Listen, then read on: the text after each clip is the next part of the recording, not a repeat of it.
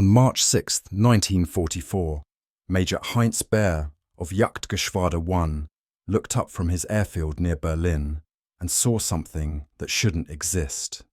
American fighter escorts. Over Germany.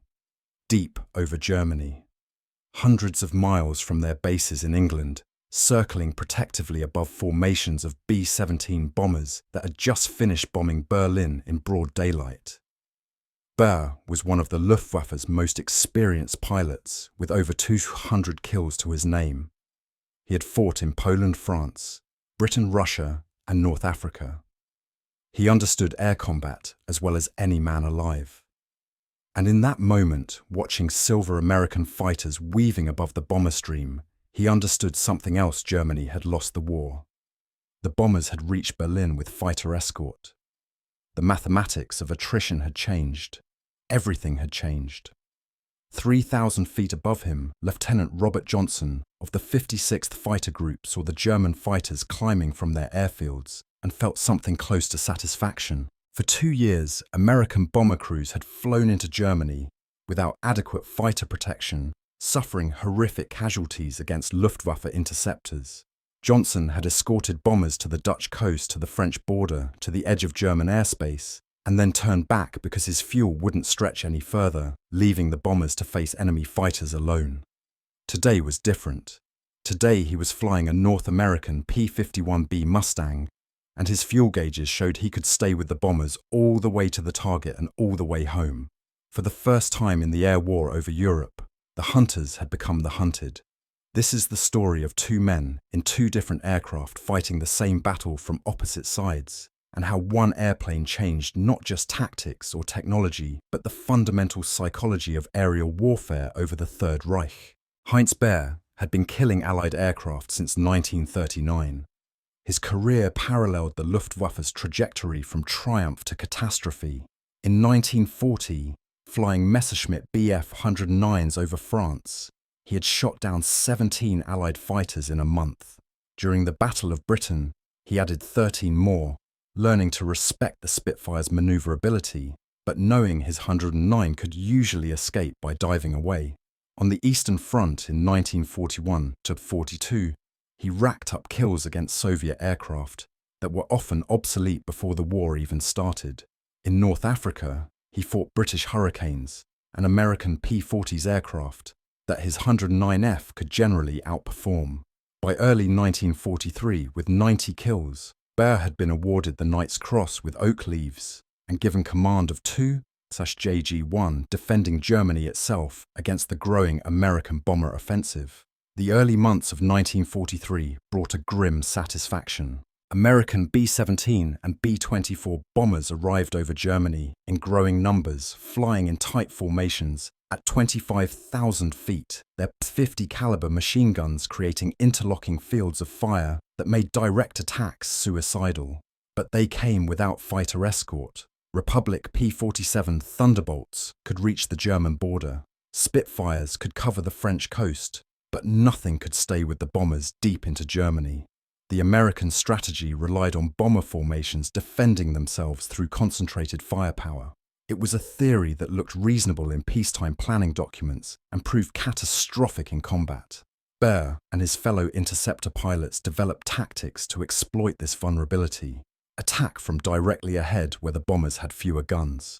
Concentrate fire on the lead aircraft to disrupt formation cohesion. Single out damaged bombers that fell behind the protection of the formation.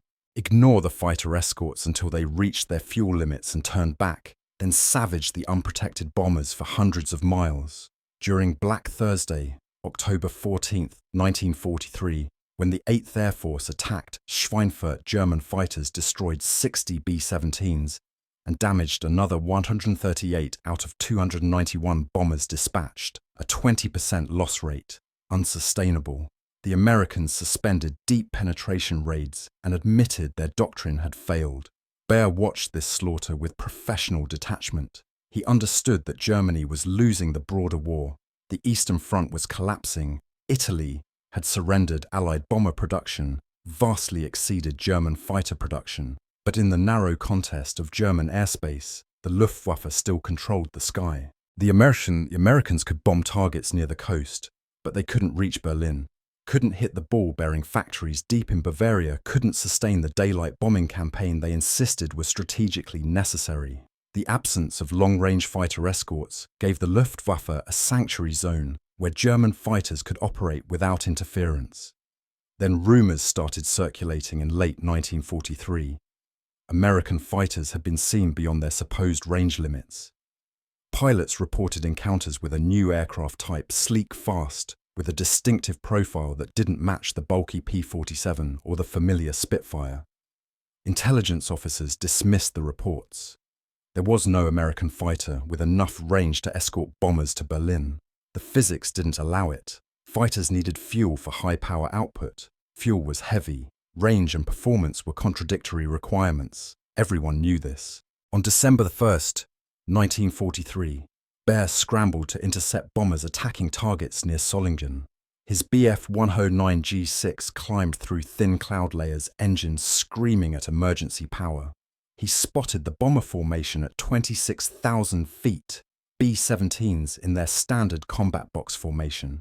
He also spotted the escorts P-47 circling the formation. Standard procedure was to wait until the American fighters reached bingo fuel and departed.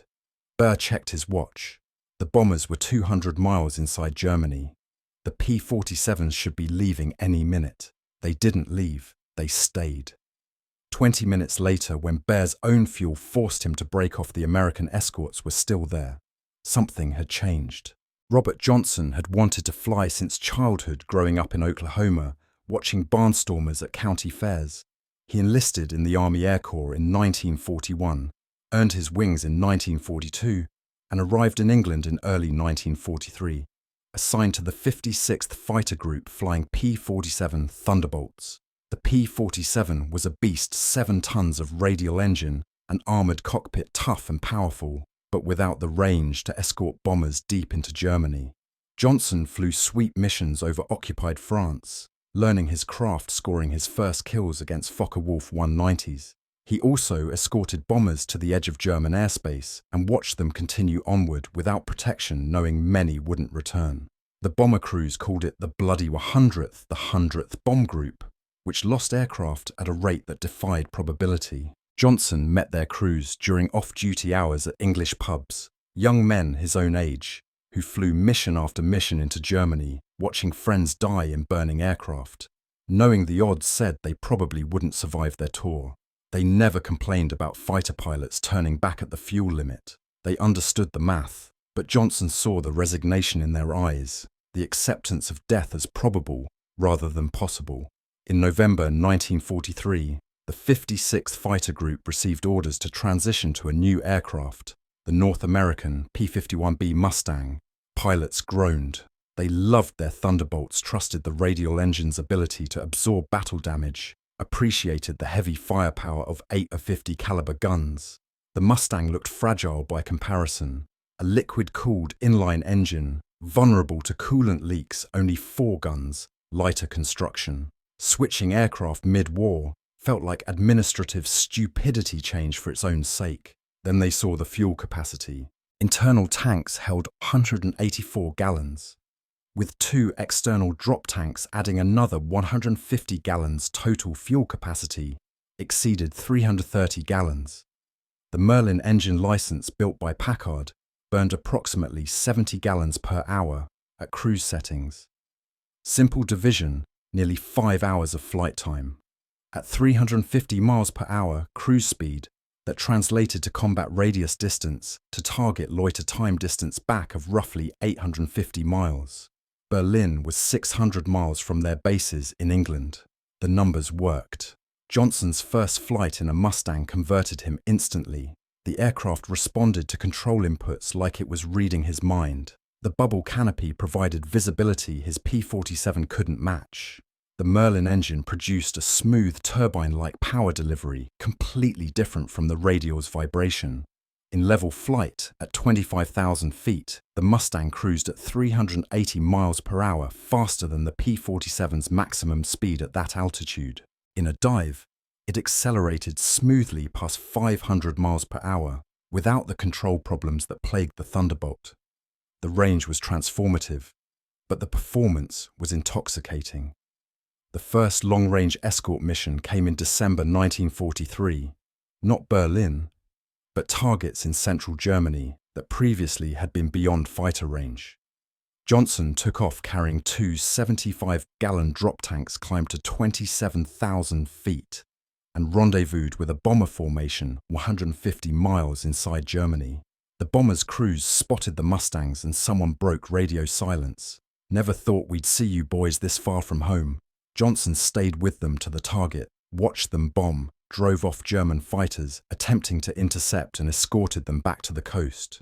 When he landed at his base in England, he still had 45 minutes of fuel remaining.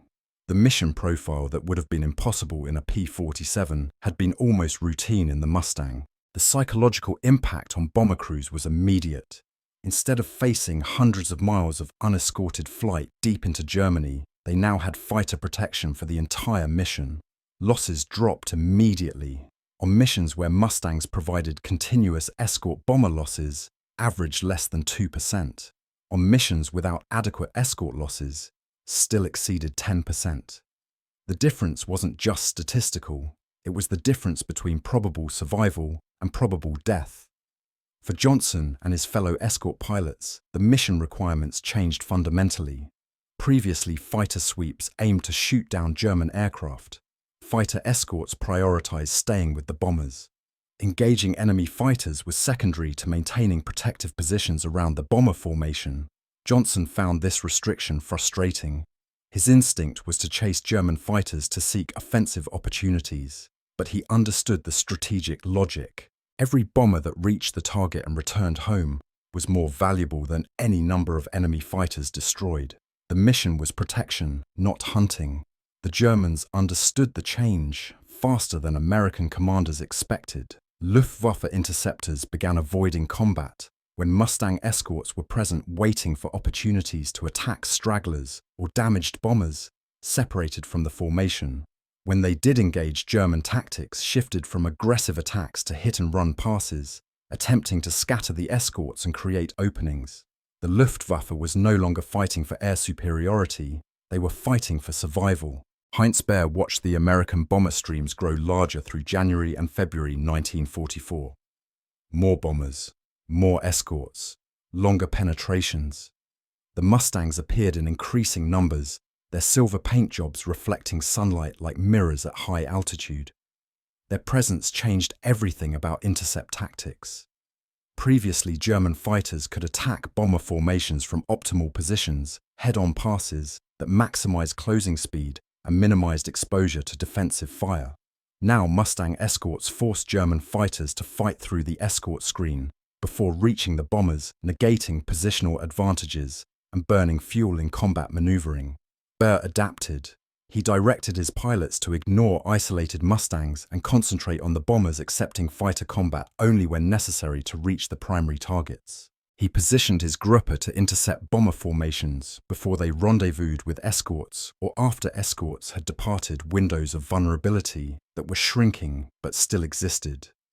He requested more fighters, more fuel, more ammunition, more everything. The answers came back negative. Production couldn't keep pace with losses. Fuel supplies were dwindling under Allied bombing of refineries. Experienced pilots were being killed faster than replacements could be trained. The mathematics of attrition worked against Germany. The Americans lost bombers, but they built more bombers. They lost fighters, but they built more fighters. They lost pilots, but they trained more pilots. When a B-17 went down with 10 crew members, it was a tragedy for 10 families and a setback for one bomb group. When a Bf-109 went down with an experienced pilot, it was irreplaceable. Germany couldn't replace the pre-war professionals dying in combat. The new pilots arriving at frontline units had minimal training, sometimes less than 100 hours total flight time.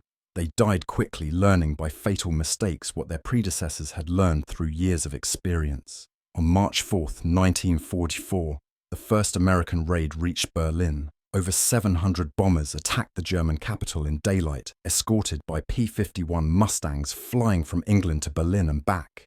Baer scrambled with his Gruppe climb to intercept altitude and found himself outnumbered 3-1 by American escorts. His pilots claimed several bombers destroyed, but Baer lost 4 aircraft and 3 pilots. The bombers returned the next day, and the day after that. March 6th was the day Baer truly understood what the Mustang meant. The weather was clear visibility unlimited. American formations approached Berlin from multiple directions, forcing defensive fighters to split their concentration. Baer led his Gruppe toward one bomber stream, intending a coordinated attack from above and ahead. Then he saw the escorts, 40 or 50 Mustangs at least, positioned perfectly to intercept any attack on the bombers. He radioed his pilots to form up for a pass anyway. They had to try. The alternative was watching the bombers strike Berlin unopposed. His attack run lasted perhaps 30 seconds before Mustangs bounced his formation. Baer's wingman called out fighters at 4 o'clock high. Baer broke left, pulled hard into a climbing turn, and found himself looking at a Mustang on his tail, closing range already firing. He reversed dove, used the Bf-109's superior roll rate to break the pursuit, and leveled out at 15,000 feet. His fuel was already below half. The bombers were still inbound at 25,000 feet covered by escorts. His formation had scattered. 2 of his aircraft were missing. He hadn't fired a shot at the bombers. This was the new reality. The Luftwaffe was no longer fighting for air superiority over Germany. They were fighting to contest it, to survive it, to delay the inevitable. Robert Johnson's combat report from March 6, 1944, was brief and professional. Rendezvoused with bomber formation 100 miles east of Dutch coast. Escorted to Berlin. Engaged multiple enemy fighters attempting to intercept bombers. Claimed 1 Bf-109 probably destroyed. All bombers in assigned protection zone returned safely. Landed home station with fuel remaining.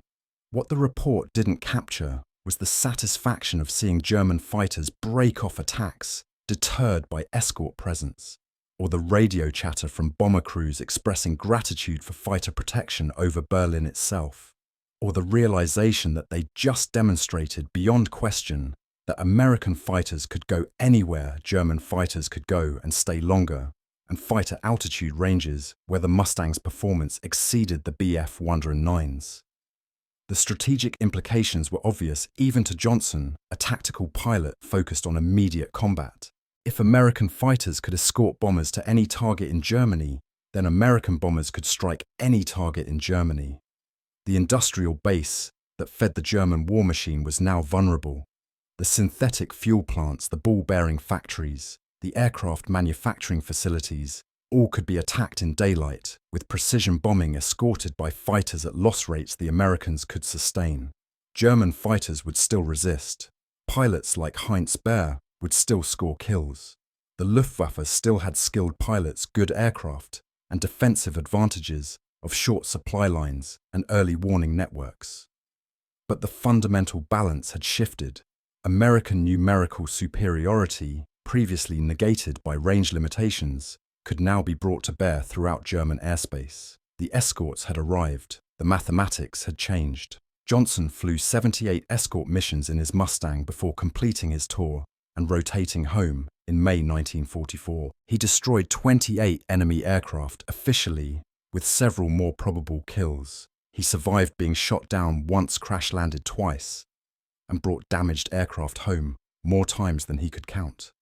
The Mustang absorbed battle damage better than its reputation suggested.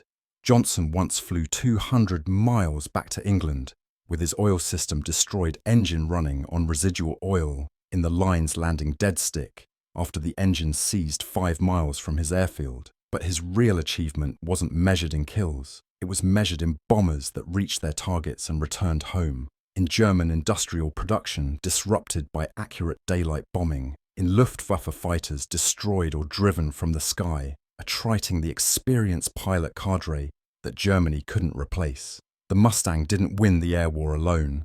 Thunderbolts, Lightnings, and British Spitfires all contributed. But the Mustang made continuous escort possible, and continuous escort made the strategic bombing campaign sustainable. Heinz Baer survived the war with 220 confirmed kills, one of Germany's highest scoring aces. He flew Me-262 jets in the final months, briefly regaining performance superiority before fuel shortages and mechanical unreliability grounded the jet program.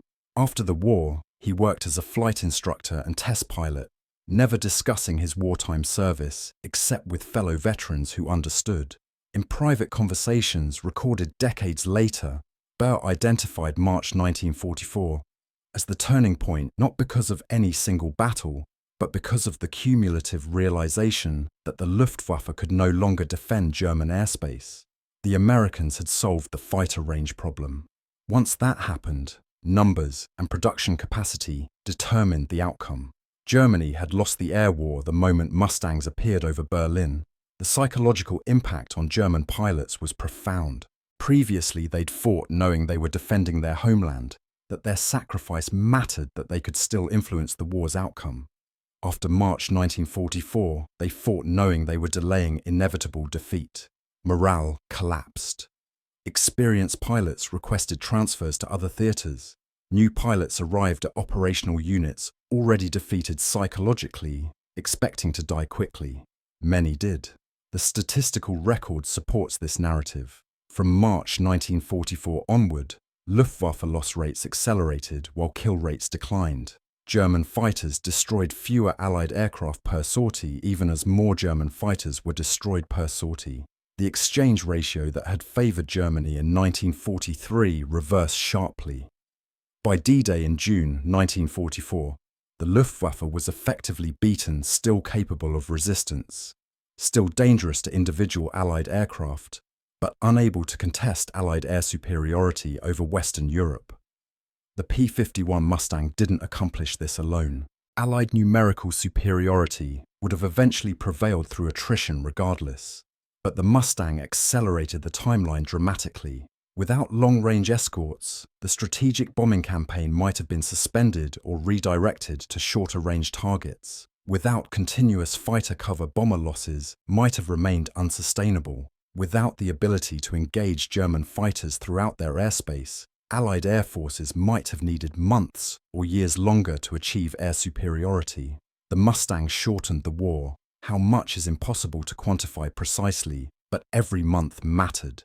Every month of continued bombing disrupted German production. Every month of air superiority facilitated Allied ground operations. Every month saved lives on both sides by bringing the war's end closer. The dual perspective, German ace and American escort pilot, reveals how thoroughly one aircraft changed the air war's psychology. Heinz Baer understood tactics, strategy, and operational realities. He knew Germany was losing, but he also knew the Luftwaffe could still contest German airspace, could still inflict unacceptable casualties on Allied bombers, could still force the Americans to reconsider their strategic bombing doctrine. The Mustang destroyed that hope, not in a single battle, but through the accumulated weight of mission after mission, where German fighters couldn't prevent American bombers from striking their targets. Robert Johnson represented thousands of American fighter pilots who flew Mustangs over Germany.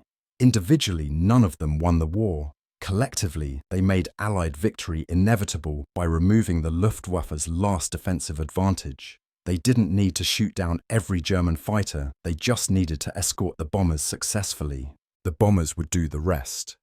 The March 6, 1944 raid on Berlin symbolized this transition. Before that date, Berlin was beyond American reach. After that date, no target in Germany was safe. The psychological boundary, the range limit that protected Germany's heartland, had been eliminated. When Heinz Baer looked up and saw Mustangs over Berlin, he understood immediately what it meant. When Robert Johnson circled protectively above the bomber formation over the German capital, he understood he was witnessing history. Two men, two aircraft, same sky, opposite conclusions. Baer saw defeat becoming inevitable. Johnson saw victory becoming possible. Both were right. The Mustang didn't win the war, but it removed any remaining doubt about how the war would end. Everything after March 1944 was execution of a predetermined outcome. Costly, bloody execution requiring courage and sacrifice, but execution nonetheless. The Mustang's technical specifications explain its capabilities: 137 mph maximum speed, 850-mile combat radius, 41, 900-foot service ceiling, 650 caliber machine guns. But specifications don't explain psychological impact. Numbers don't capture the despair of German pilots watching their homeland bombed daily without the ability to prevent it. Statistics don't measure the relief of bomber crews finally receiving fighter protection for complete missions. That's what changed on March 6, 1944, when Heinz Baer looked up and saw the impossible made real. The sky belonged to America now. Germany could still fight, but couldn't win. The mathematics had shifted irreversibly. The hunters had become the hunted. One airplane, two perspectives, the day the sky changed.